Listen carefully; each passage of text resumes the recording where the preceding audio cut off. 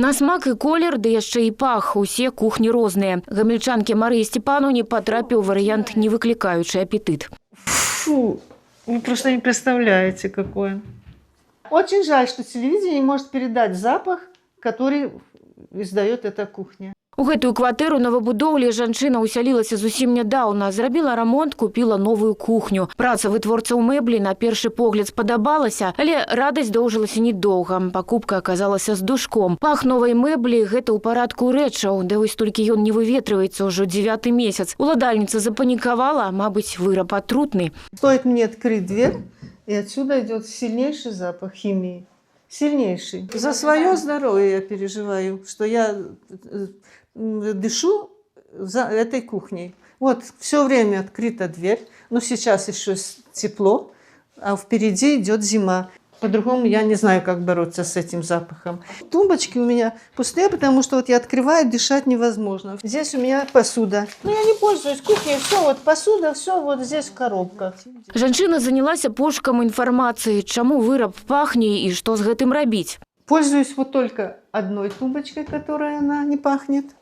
Вот здесь под раковиной, потому что там нету задней стенки ДВП. Я решила, что это задняя стенка.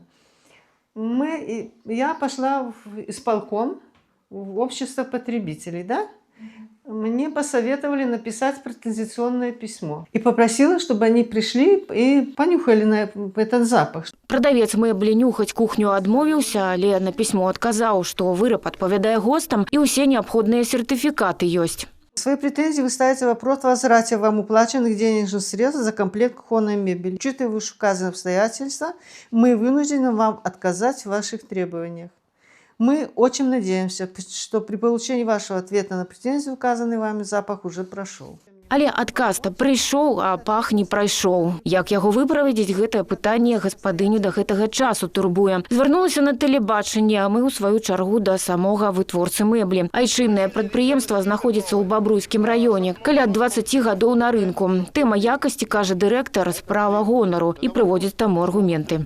У нас есть сертификаты, помимо на всю плиту, на все изделия, химические анализы. Кроме этого, наша мебель в Слуцке проходит испытания. И в специальной камере у нас есть лабораторные замеры.